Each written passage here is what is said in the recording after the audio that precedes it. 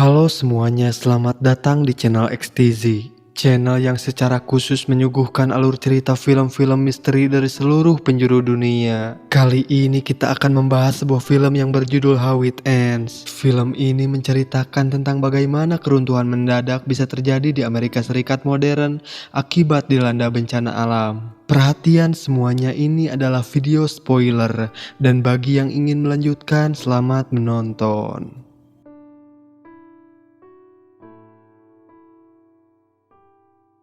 Di adegan pembuka kita diperkenalkan dengan sepasang kekasih yang bernama Will dan Sam. Mereka kini sedang menantikan kelahiran anak pertama mereka. Namun di sini ada masalah besar, ternyata mereka belum menikah. Namun di sini Will mau tidak mau harus meminta izin kepada ayahnya Sam, yaitu Tom, yang memang sangat tegas. Karena Tom memang sejak awal tidak merestui hubungan keduanya tanpa alasan yang jelas. Dan di sini Sam pun menyarankan Will untuk bersikap lunak kepada mertuanya. Dan setelah berpikir panjang, Will pun lalu pergi dari Seattle ke Chicago untuk menemui orang tua Sam. Setelah Will tiba, ibunya yang bernama Paula pun menyambutnya dengan hangat. Namun semuanya menjadi canggung ketika Will bertemu dengan ayahnya. Di sini terlihat bahwa Tom memperlakukan Will dengan sangat dingin. Lalu di sini kita diberitahu bahwa Tom sebenarnya adalah pensiunan tentara yang bertugas di angkatan bersenjata selama lebih dari 30 tahun. Setelah itu keduanya pun berdiskusi di meja makan. Will pun lalu meminta Tom untuk membantu keduanya membeli rumah. Namun di sini Tom juga khawatir jika keduanya suatu saat bercerai. Tom pun sebenarnya sangat yakin jika Will telah mempengaruhi putrinya untuk menjauhi orang tuanya. Mendengar hal itu, Will pun menjadi marah dan mengatakan jika semuanya adalah keinginan Sam sendiri. Will juga melanjutkan jika Sam sebenarnya sudah muak dengan keterlibatan ayahnya atas hubungannya. Hal ini pun lantas menyebabkan pertengkaran antara keduanya. Karena sudah terlanjur emosi, Will pun pergi tanpa sempat memberitahu Tom tentang kehamilan putrinya. Keesokan harinya, Sam pun lalu menghubungi Will. Sam mengatakan bahwa dia sudah tahu tentang pertengkaran antara Will dan ayahnya. Sam pun lalu mengajak Will untuk berbicara empat mata. Kemudian di tengah percakapan mereka terdengar suara aneh di tempat Sam yang membuatnya ketakutan. What was that? What is that noise?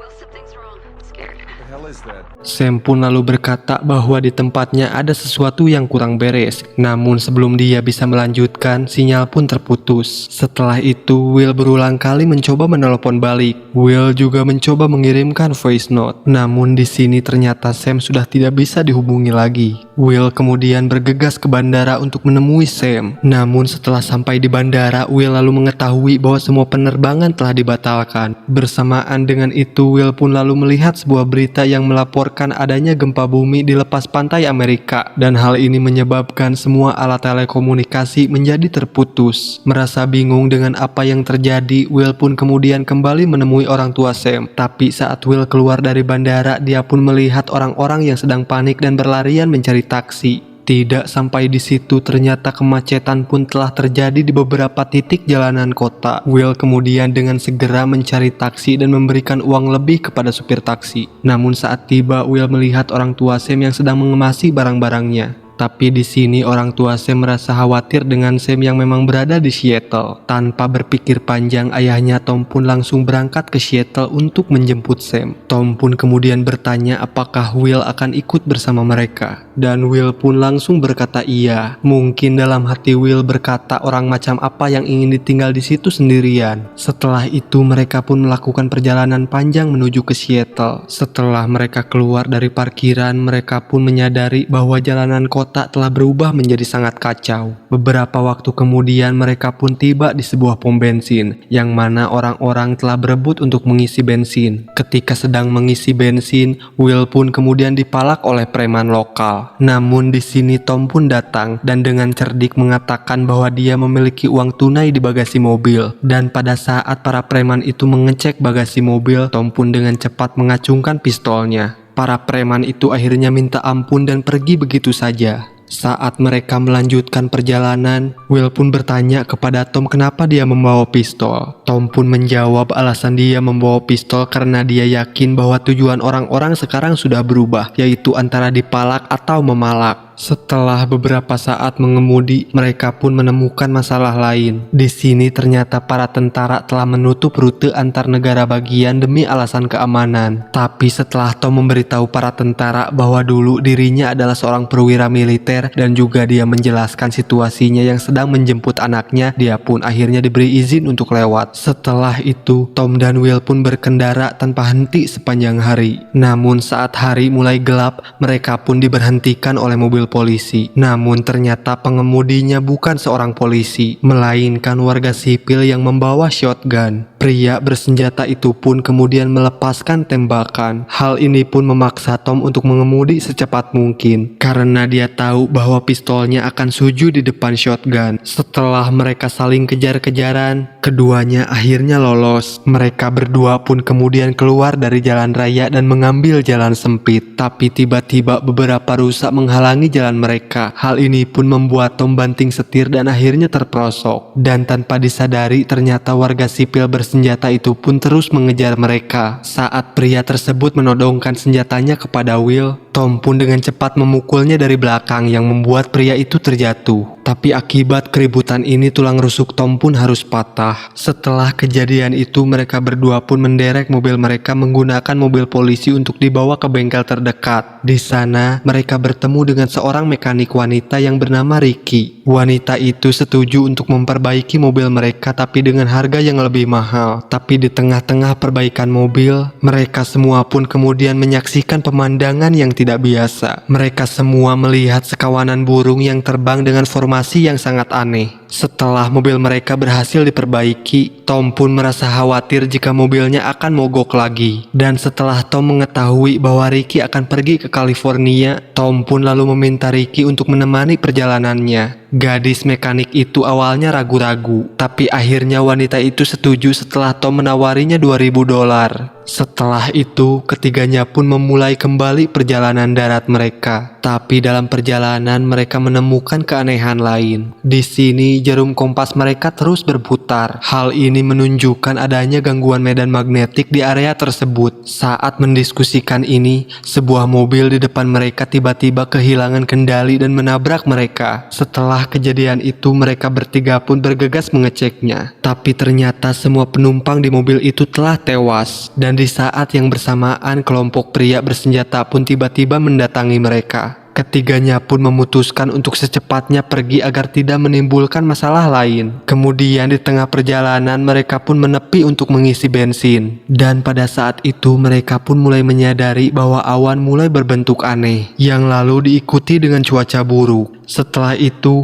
badai, petir, dan hujan pun mulai terjadi. Hal itu pun memaksa mereka untuk mencari perlindungan di bawah jembatan sampai semuanya reda. Seiring berjalannya waktu, segalanya menjadi semakin buruk. Suhu bumi menjadi sangat panas. Hal ini pun membuat Will menyalakan AC di dalam mobilnya. Lalu pada suatu saat mereka mencoba mencari perbekalan pada sebuah kolam renang yang sudah ditinggalkan. Ricky yang merasa senang melihat kolam itu pun langsung melompat. Dikira air dingin, ternyata kenaikan suhu telah menyebabkan kolam itu menjadi hangat. Tom dan Will pun kemudian menertawakan tindakan Ricky itu. Tanpa berlama-lama, ketiganya pun langsung mulai mengais beberapa perbekalan sebelum melanjutkan perjalanan mereka. Saat hari mulai sore, mereka melihat sebuah ladang di pinggir jalan yang telah terbakar. Meskipun demikian, mereka terus bergerak maju. Segera setelah itu, mereka pun langsung diberhentikan oleh seorang wanita. Wanita itu terlihat sedang meminta bantuan. Wanita itu mengatakan jika bannya kempes. Ketiganya pun lalu dengan murah hati membantunya. Namun saat ketiganya keluar, mereka pun langsung terkejut karena itu adalah sebuah jebakan. Sekelompok pria bersenjata pun langsung mengepung mereka. Kelompok itu kemudian menodongkan senjatanya dan segera kelompok itu langsung mengambil seluruh cadangan bensin mereka. Di sini Will kemudian meminta kelompok itu untuk menyisakan 1 jerigen bensin saja. Namun permohonannya tidak digubris. Kelompok itu merampok segalanya dan lalu pergi begitu saja dengan tatapan tajam dan rasa tidak ikhlas, ketiganya pun memutuskan untuk mengejar kelompok itu. Setelah pengejaran yang intens, ketiganya pun akhirnya berhasil mengejar kelompok itu. Ricky kemudian menembaki bannya, hingga kemudian mobil kelompok itu pun terbalik dan menabrak. Api di semak-semak pun mulai menyebar, dan tangki bensin mobil yang jatuh itu pun mulai bocor. Ketiganya hampir tidak punya cukup waktu untuk mengambil kembali persediaan mereka. Namun untungnya, mereka berhasil mengambil sekaleng bensin tepat sebelum mobil itu meledak. Setelah kejadian itu, ketiganya pun tampak sangat tertekan. Namun di sini Ricky lah yang paling merasa berdosa, karena dia yakin bahwa dialah yang telah menghabisi orang-orang itu. Ricky kemudian berkata bahwa dia menyesal telah menemani mereka ke perjalanan neraka ini. Will pun mencoba menenangkannya dengan mengatakan bahwa jika dia tidak melakukannya, malah mereka lah yang akan dihabisi. Namun Ricky terus diliputi rasa bersalah. Dia pun kemudian meminta Will untuk menepi. Ricky kemudian keluar dari mobil dan duduk di pinggir jalan. Ricky berkata bahwa dia membutuhkan waktu untuk menenangkan dirinya. Di sisi lain, Will dan Tom pun menunggunya sambil tertidur di dalam mobil. Keesokan paginya, Tom dan Will pun bangun, tapi kini mereka sama sekali tidak melihat Ricky beserta barang-barangnya. Karena tidak bisa berbuat apa-apa, mereka pun dengan segera melanjutkan perjalanan ke Seattle tanpa Ricky. Seiring berjalannya waktu, kesehatan Tom pun mulai memburuk karena tulang rusuknya retak. Setelah beberapa saat mengemudi, mereka pun kemudian menemukan bekas gerbong kereta api. Will kemudian memeriksa gerbong kereta untuk mencari bahan bakar, sementara Tom beristirahat di dalam mobil. Pada saat ini, Tom mulai kesakitan pada paru-parunya yang membuatnya sulit bernafas. Melihat Tom yang menderita, Will pun bergegas kembali ke arahnya dan kemudian menyuntikkan obat yang memang dia temukan sebelumnya. Kembali ke dalam mobil, keduanya pun kemudian mulai terbuka satu sama lain. Tom yang tahu bahwa dia tidak akan bisa bertahan lebih lama lagi, Tom pun kemudian meminta Will untuk selalu menjaga Sam. Tom juga mengungkapkan bahwa dia sudah mengetahui tentang kehamilan putrinya itu, karena Sam sebenarnya telah memberitahu Tom pada malam yang sama saat mereka berdua bertengkar. Di sini Tom percaya bahwa Will adalah orang baik dan akan menjadi ayah yang baik. Setelah beberapa saat, keduanya melewati sebuah jembatan, yang dimana mereka kemudian dihentikan oleh beberapa kelompok pria bersenjata yang mengendarai motor. Will kemudian mencoba menjelaskan situasinya kepada kelompok itu. Meskipun di sini Will tahu bahwa kelompok itu tidak akan membiarkan keduanya lewat, tapi dengan sigap, Will pun kemudian memutar balikan arah mobilnya,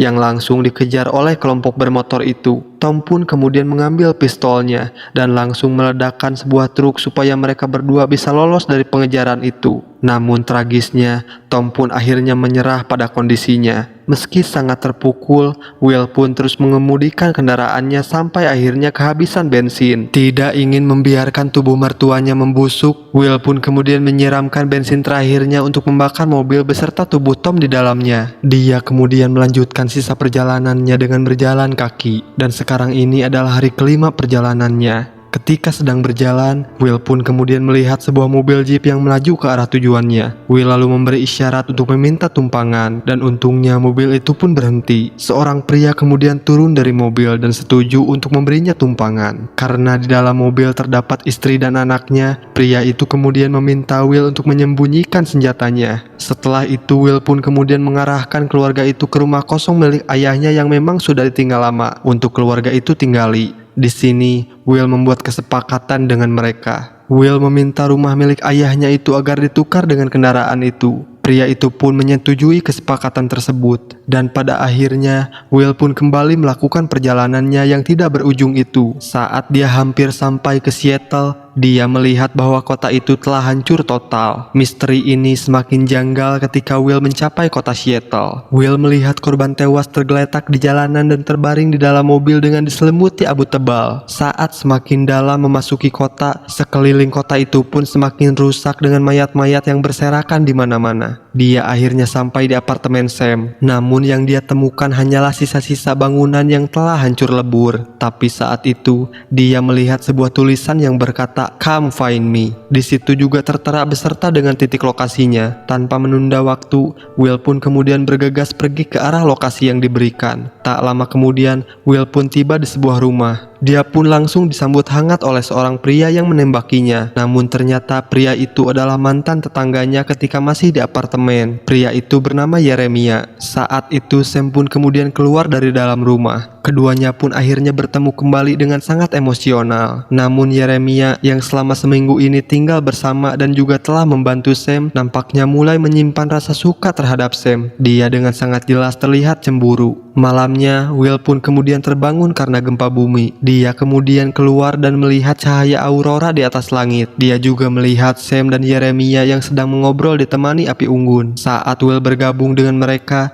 Yeremia kemudian membicarakan penyebab atas semua kejadian ini. Dia mengungkapkan bahwa ada hal yang di luar nalar manusia. Dia yakin bahwa bencana tersebut bukanlah bencana alam biasa, melainkan hal ini lebih rumit dan kompleks dari sekedar bencana alam biasa. Menurutnya, sebuah bom buatan telah dijatuhkan di lepas pantai dan menyebabkan dampak buruk. Namun di sini, Will sama sekali tidak setuju dengan teorinya berdasarkan dengan apa yang Will saksikan di jalanan. Keesokan paginya, Will kemudian melihat Yeremia yang sedang memeriksa jeepnya. Saat Will mendekati Yeremia, Will pun kemudian dibawa ke hutan dan mencoba untuk menghabisinya. Yeremia mengatakan bahwa dia ingin Sam menjadi miliknya. Namun sebelum dia bisa menarik pelatuk senjatanya, Will kemudian mendahuluinya dan langsung menembak Yeremia. Setelahnya, letusan gunung berapi pun terdengar di seluruh kota. Letusan itu pun memicu semburan api, abu vulkanik dan gelombang kejut yang sangat dahsyat, menimbulkan aliran lava yang mengarah ke area kota. Melihat ini, Will pun dengan segera membawa Sam pergi. Keduanya pun kemudian menjauh dari awan panas yang sedang melaju ke arahnya. Pada akhirnya,